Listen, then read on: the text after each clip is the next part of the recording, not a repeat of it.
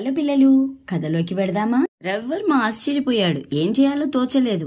వెంటనే కేశవ దంపతుల దగ్గరికి పరిగెత్తికెళ్లి శ్రీవల్లి మీ బిడ్డ కాదా అని అడిగాడు.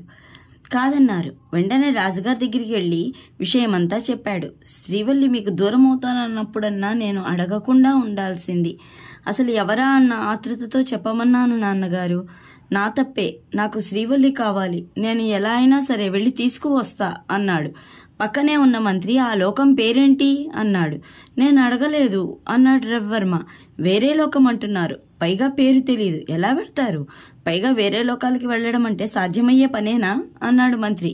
ఈ లోపల రాణిగారు, జయేంద్రుడు పసివాడు, చుట్టూ ఎంతమంది ఉన్నా తల్లిసాటి ఎవరూ రారు, ఎలాగైనా కోడల్ని తీసుకురా నాయనా అంది. రాజుగారు మంత్రి వంక చూశారు. మంత్రి వెంటనే రవివర్మతో, మన దేశానికి మిత్రదేశమైన కుంతల రాజ్యంలో ఒక అడవి ఉంది. ఆ అడవి మొదట్లో ఒక పెద్ద వృక్షం ఉంటుంది అని చెప్తూ ఉండగా, దాన్ని నేనెలా గుర్తుపట్టేది మంత్రివర్య అన్నాడు రవివర్మ. వెంటనే మంత్రి, అది మామూలు వృక్షాల్లా కాకుండా గొడుగు పట్టినట్టు కొంతమేర విస్తరించి ఉంటుంది. దానికి పసుపు పూలు ఉంటాయి. దాని కింద పరమానందుడు అనే ఋషి తపస్సు చేసుకుంటూ ఉంటాడు.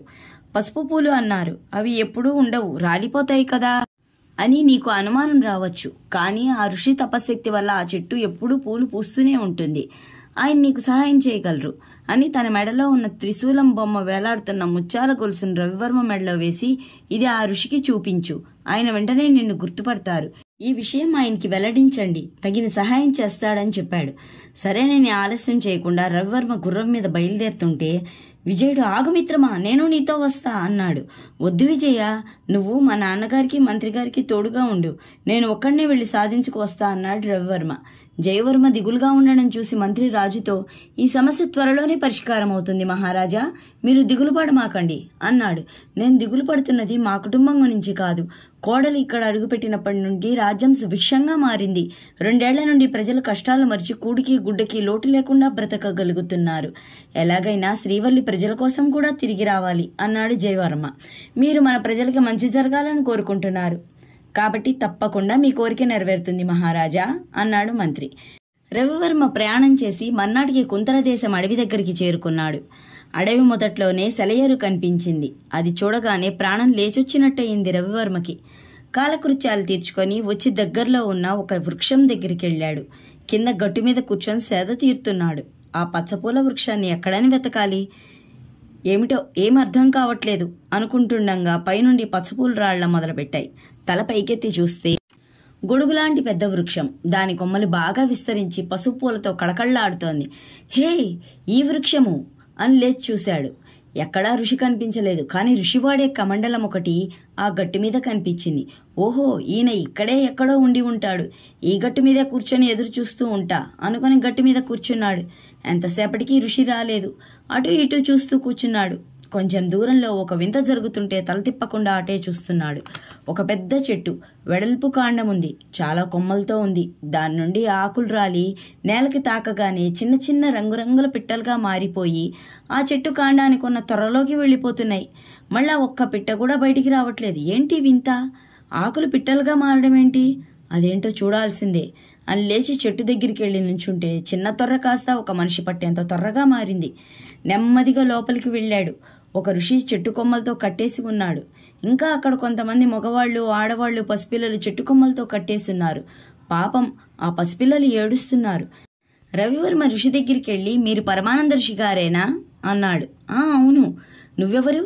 ఇక్కడికి ఎందుకు వచ్చావు అన్నాడు.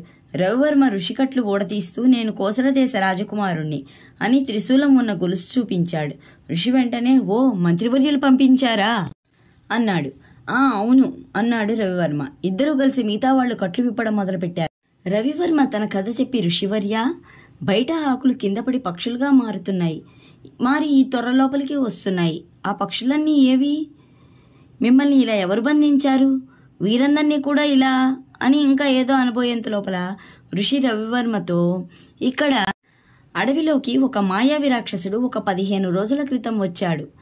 అడవిలో నుండి వెళ్లే బాటసారులను అక్కడున్న సెలయేరులో నీరు తాగి కాస్త సేద తీరగానే వారికి ఈ వింత కనబడేట్టు చేస్తున్నాడు. ఆ పక్షులన్నీ ఒక మాయ.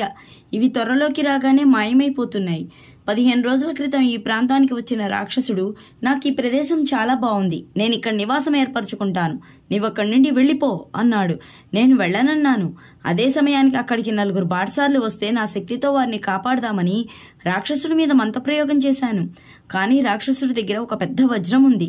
దాని ప్రభావం వల్ల నా మంత్రశక్తి అతని మీద పనిచేయలేదు. నేను వారిని కాపాడడానికి చూశానని కోపం వచ్చి నన్ను బంధించాడు. నేను రోజు పూజ చేసే ఇక్కడి చెట్టు త్వరలో ఉన్న గుహని, ఈ ప్రదేశాన్ని ఆక్రమించాడు. ఆకలి వేసినప్పుడు తినడానికి వీరందరినీ బంధించాడు. ఆ పక్షుల్ని చూసి మైమరిచిపోయేట్టు చేసి వారు అక్కడే కూర్చొని ఆ వింత చూస్తుంటే వారిని బంధించేస్తాడు.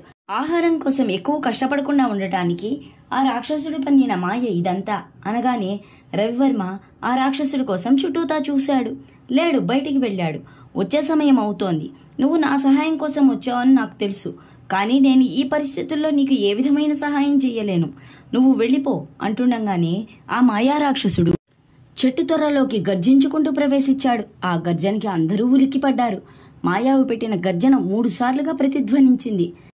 పెద్ద ఆకారంతో కళ్ళు చింతనిప్పుల్లా ఉండి, జుట్టు జడలు కట్టి భుజాల వరకు పడుతూ, నెత్తిమీద 2 కొమ్ములతో చాలా వికృతంగా ఉన్నాడు. మొలకి పులిచర్మం కట్టుకుని ఉన్నాడు.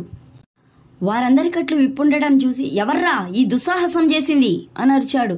పక్కనే ఉన్న రాకుమారుని చూసి, నువ్వేనా? వీరందరినీ రక్షిద్దామనే. ఇన్నాళ్ళు నేను తెచ్చుకున్న ఆహారం సరిపోయింది. ఇవాళ్టి నుండి మిమ్మల్ని ఆహారంగా తినడం మొదలు పెడదామనుకున్నా. కొత్తగా నువ్వు వచ్చి చిక్కుకున్నావు.